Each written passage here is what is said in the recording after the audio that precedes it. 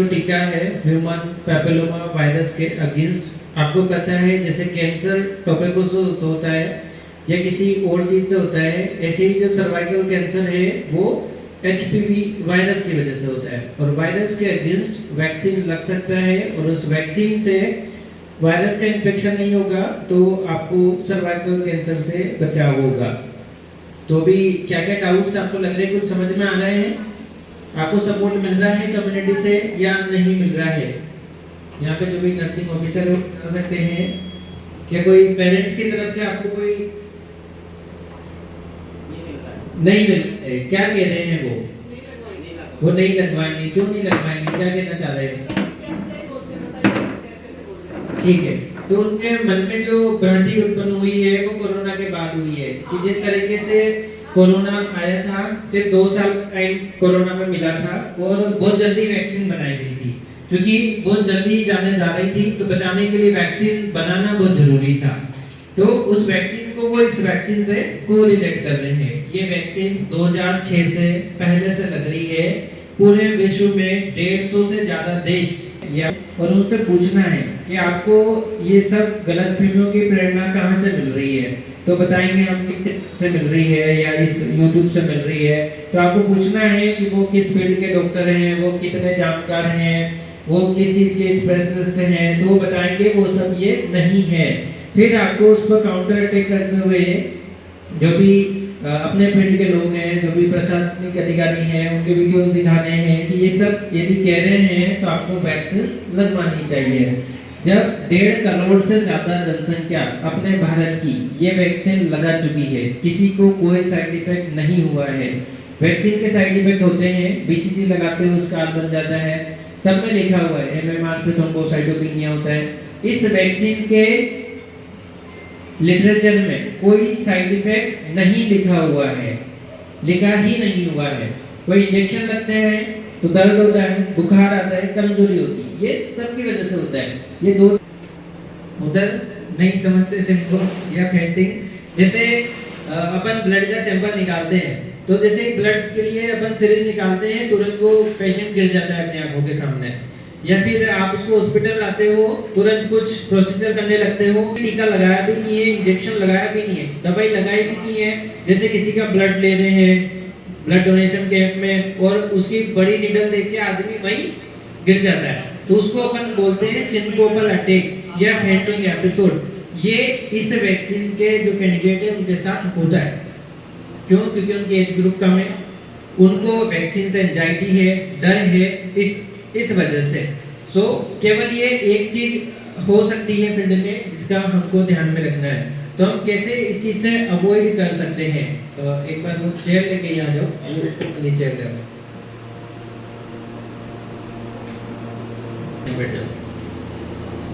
जैसे एक तो अपने एक्सी चेयर होती है, एक ऐसा घूमने वाला स्टूल होता है जिसमें बैक और हैंड का सपोर्ट नहीं होता है। तो इसमें सपोर्ट नहीं रहेगा, वैक्सीन लगाने लगेंगे, गिरेगा तो उसके भी लग सकती है। दूसरा, वो कंफर्ट में नहीं रहेगा। तो इस तरीके की चेयर पे आपको बिठाना है और बैक सपोर्ट करा के बिठाना है। ऐसे पांव मुड़े हुए नहीं रहेंगे, इस तरीके से जैसे ये बैठे हुए हैं, तो उनको घबराहट कम होगी। इसके अलावा एक बॉल आती है ना, जब अपन ब्लड डोनेट करते हैं तो उसको चलाते रहते हैं, ऐसा कोई ऑब्जेक्ट आप उनको दे सकते हो ताकि उनका ध्यान भटक जाए वहां से कि ये क्या करने वाले हैं। इसके बाद में आप उनको बोल सकते हो कि 100 में से 7 घटाओ, फिर जितना है उसमें से 7 घटाओ, फिर जितना है उसमें से 7 घटाओ। तो जो भी वैक्सीन लगवाएगा ना उसका ध्यान वहाँ पे लगा रहेगा, तो वो उस चीज से डरेगा नहीं। या फिर आप उनसे बात कर सकते हो, आपका नाम क्या है, कल क्या खाया था, सुबह कहाँ थे, ऐसे। इसके अलावा आपको ऐसे स्टेटमेंट नहीं बोलने हैं कि एक इंजेक्शन लगेगा और थोड़ा सा दर्द होगा। तो आपने जो 2 पॉइंट लेके आए ना, इंजेक्शन और दर्द, ये दोनों चीजें उस कैंडिडेट को डरा सकती है। आपको ऐसे वर्ड काम में ही नहीं लेने। आपको बोलना है कि थोड़ा सा सेंसेशन होगा, हम एक टीका लगा रहे हैं। सामने वाले को कॉन्फिडेंस में लेना है, पहले उसके सारे डाउट दूर करने हैं। यदि वो इन्हीं गलतफहमियों और भ्रांतियों में रहेगा तो जल्दी ऐसे एंजाइटी, डर और ऐसे एपिसोड्स ज्यादा होंगे। अभी आपने टीका लगाया भी नहीं है, पहले कोई गिर रहा है, इसका मतलब टीके में दिक्कत नहीं है, उसके अंदर डर है, वो डर आपको हटाना पड़ेगा। तो ये चीजें अपने को ध्यान में रखनी है।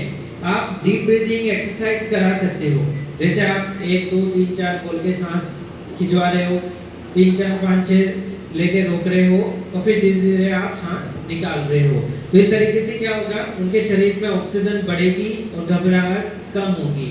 कोई सा भी आप टीका लगाएं, इंजेक्शन लगाएं, वैक्सीन लगाएं, कुछ भी लगाएं, अगर इन चीजों का ध्यान में रखेंगे, चाहे बीपी लेते हुए भी अपन इन चीजों का ध्यान में रखेंगे, तो अपनी वजह से हॉस्पिटल के अंदर जो बीपी बढ़ जाता है वो नहीं बढ़ेगा।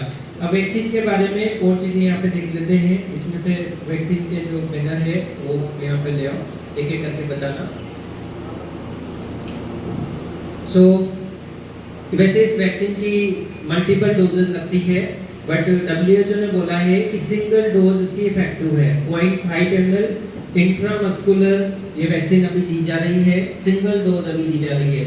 और जिनकी एज 14 साल पूरे हो चुके हैं, 15 नहीं हुए हैं, उनको इस वैक्सीन की डोज अभी लग रही है। तो आपको समझाना है, यदि आपके 15 में 2 भी दिन बच रहे हैं तो आप पहले वैक्सीन लगवा लो। इसके अलावा इसकी जो मार्केट कॉस्ट है वो 4000 रुपए है एक डोज की। पूरे कोर्स की जो यदि आती है तो 8000 से 11000 रुपए आती है। तो ये उनको फ्री ऑफ कॉस्ट लग रही है। और जब आपको पता है कि एक छोटे से टीके से वायरस का इन्फेक्शन बचेगा, उसकी वजह से सर्वाइकल कैंसर नहीं होगा। सिर्फ फीमेल के लिए नहीं, ये प्राइवेट में वैक्सीन मेल के लिए लगती है। फिनाइल कैंसर, एनोजेनाइटल वार्ड, इन सब से बचाव करती है ये। तो छोटे से टीके से आप जिंदगी भर का प्रोटेक्शन उनको दे सकते हो, क्योंकि इसकी एफिकेसी 93 से 100% है। 7 साल तक इसकी एफिकेसी मिनिमम रहती है।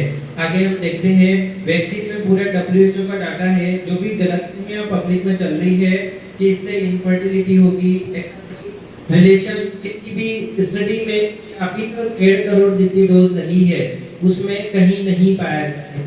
ये HPV का एक्टिव नहीं लगेगा और HPV का एक्शन रहेगा। तो आपको पता है ये वायरस PID है या ऐसे जेनिटल इन्फेक्शन क्रिएट कर सकता है, उससे जरूर इनफर्टिलिटी जैसी समस्या हो सकती है। आपको कोई भी डाउट है तो आप साथ के साथ पूछ सकते हैं। तो बच्चों को ये भी डर नहीं है कि उनको बार-बार वैक्सीन की डोज लगानी पड़ेगी। अभी एक ही वैक्सीन की डोज लगा रहे हैं। आप ये WHO का सारा डाटा उनको बता सकते हैं। और इस तरीके से वैक्सीन का जितनी है, जैसे मेंस्ट्रुअल डिसऑर्डर्स है कि इनसे पीरियड डिस्टर्ब हो जाएंगे, ऐसा भी कुछ नहीं है। केवल प्रेगनेंसी में ये वैक्सीन रिकमेंड नहीं की है। ऐसा नहीं है प्रेगनेंसी में लगाएंगे तो नुकसान होगा। ये किल्ड ब्राइड की वैक्सीन है, मतलब उस वायरस को बेहोश करके दिया जा रहा है, फिर भी प्रेगनेंसी में रिकमेंड नहीं किया है। बाकी इसका कोई कॉन्ट्राइंडिकेशन नहीं है। यदि पहले कुछ इससे एलर्जी हुई है, कोई दिक्कत हुई है, तो वो एक अलग बात है। अब आपके इस वैक्सीन को लेकर कोई डाउट है तो आप पूछ सकते हैं। कोई भी आपको कंफ्यूजन है तो आप बता सकते हैं। अभी तक की चीज आपको समझ में आई है। आप पॉजिटिव रिव्यू शेयर कर सकते हो। जिन्होंने वैक्सीन लगवाई है उनको बिठा सकते हो एक तरफ, जिन्होंने नहीं लगाई है उनको एक तरफ बिठा सकते हो और इनसे उनकी बात करवा सकते हो या इनसे आप फीडबैक दिला सकते हो। वो वीडियो आप उनको बता सकते हो। जब अफवाहें फैलाने वाले इतनी स्ट्रॉन्ग तरीके से पब्लिक को डीमोटिवेट कर सकते हैं, तो हम स्वास्थ्य के कर्मचारी जिनको इन चीजों की समझ है, जो दिन भर इनके साथ रहते हैं, हम खुद वीडियो बना के, खुद रील बना के पब्लिक को कैंसर बचाने वाली जैसी चीज में आगे क्यों नहीं कर सकते? ये हमको सोचना पड़ेगा। ये उनकी जिम्मेदारी नहीं है, ये हमारी जिम्मेदारी है।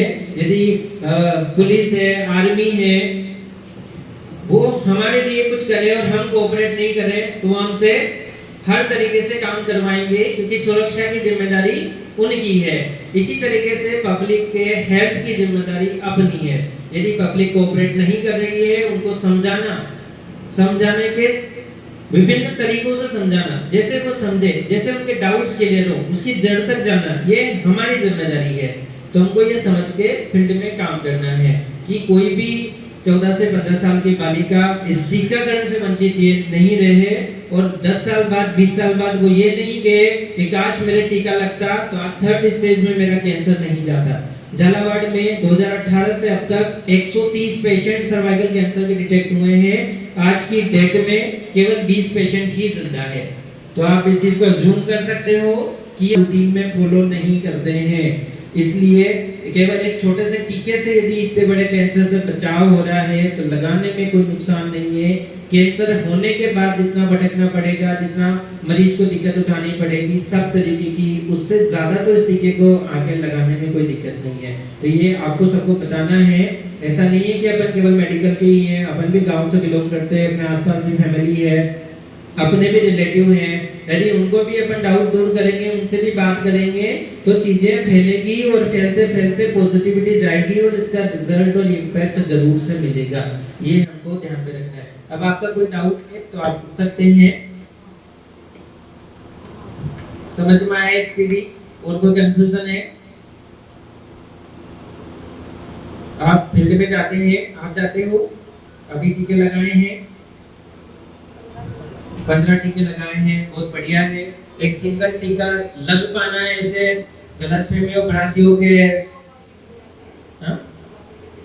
बाकी के तैयार नहीं हो रहे हैं। आपको कंटिन्यूअस उनसे बात करनी है। जब टीवी में एडवर्टाइजमेंट आता है, रोज कहते हैं कि कोलगेट में नमक है, नमक में कोलगेट है, तो मान लेते हो, कभी खोल के नहीं देखते हैं कि नहीं है। तो जब आप लगातार उनको पॉजिटिव चीज बताओगे, फायदे बताओगे, तो एक दिन वो मान लेंगे आपकी बात।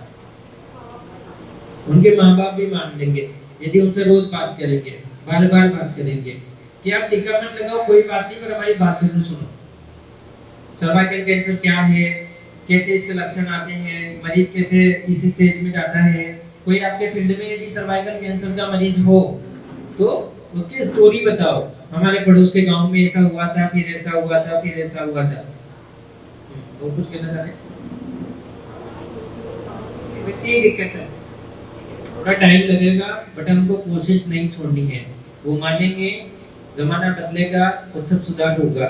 इतना आगे बढ़े हैं हम तो इससे आगे भी जाएंगे।